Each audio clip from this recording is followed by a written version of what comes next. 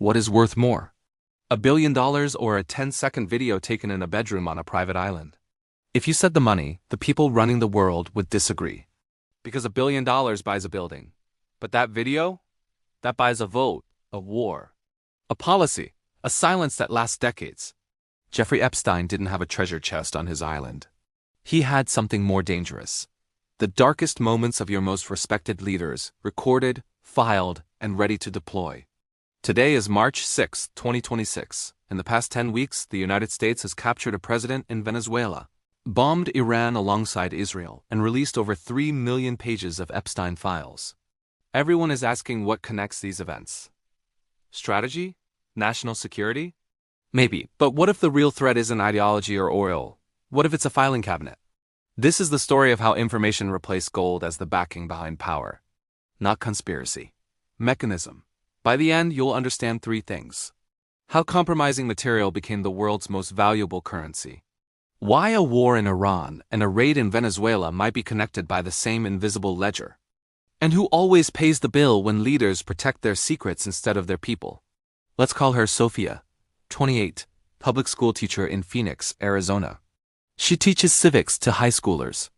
Last week, a student asked her a simple question. If the government works for us, why does it keep starting wars nobody asked for?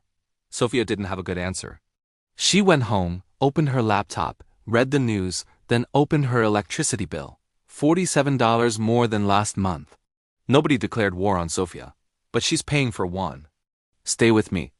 There used to be something called the gold standard. Every dollar was backed by a fixed amount of gold sitting in a vault. You could trust the money because something real stood behind it. That system ended in 1971. But here is what nobody tells you. Power never stopped needing a standard. It just switched the backing. The new vault doesn't hold gold bars. It holds files. Compromising files, photographs, recordings, financial records that were never supposed to see daylight. Intelligence agencies have a word for this. Kompromat, compromising material used to control powerful people. And the man who may have built the largest private vault of Kompromat in modern history was Jeffrey Epstein. In January 2026, the U.S. Department of Justice released that archive.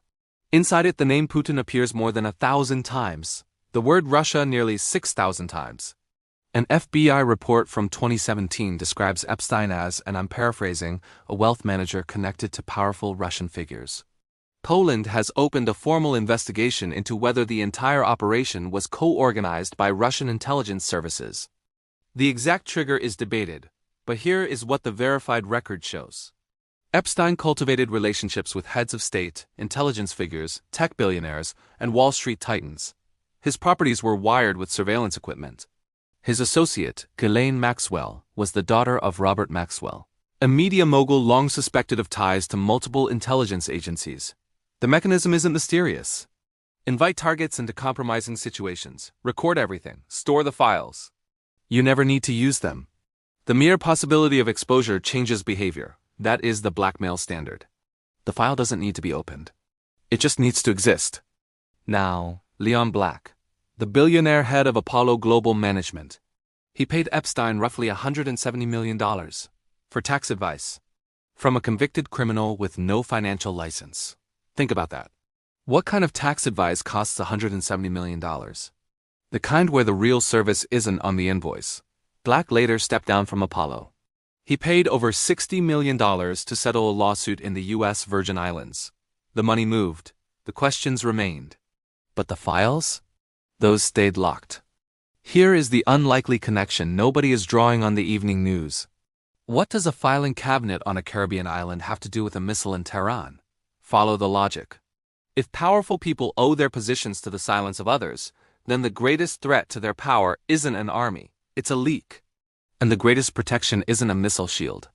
It's making sure certain servers, certain buildings, certain archives never get opened. Wars destroy infrastructure. They also destroy evidence. On January 3rd, the United States captured President Maduro in Venezuela. The stated reason, narco-terrorism charges. The operation was brilliant militarily. 30 minutes on the ground, in and out. But Venezuela is also a country that intelligence analysts describe as a crossroads for covert financial flows. A place where sanctioned oil, illicit cash, and political leverage intersect. The country sits on the world's largest proven oil reserves. Estimates suggest roughly $3 billion in sanctioned oil alone was part of the post-trade negotiations. Trump said the U.S. would run Venezuela until a transition takes place. On February 28, the United States and Israel launched Operation Epic Fury against Iran.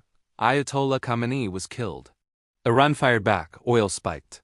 14,000 flights cancelled. Defense contractors saw their stocks surge.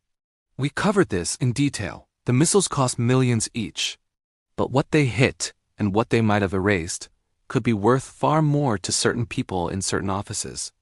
Now, I'm not saying these wars were launched to shred documents. This channel doesn't do conspiracy. But I am saying this: when you look at who benefits from chaos, the list is short, and it never changes. The defense contractors who build the weapons. The oil companies who price the barrel. The intelligence networks that thrive when information is currency and transparency is the enemy. The money doesn't leave the room. The files don't leave the vault.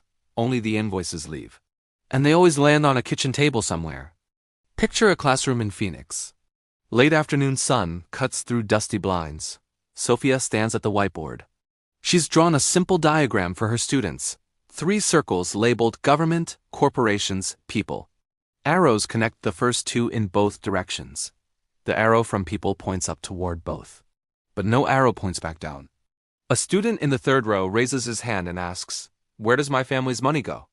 Sofia looks at the diagram. She doesn't erase it. She adds a 4th circle. Labels it, files, draws arrows from files to government and corporations. Both arrows go in one direction, down. She doesn't explain it further. The bell rings. The students file out. Sofia stays. She stares at the board. Then she picks up her phone and checks her electricity bill again. Now the pushback. Epstein was a criminal, not a geopolitical chess piece.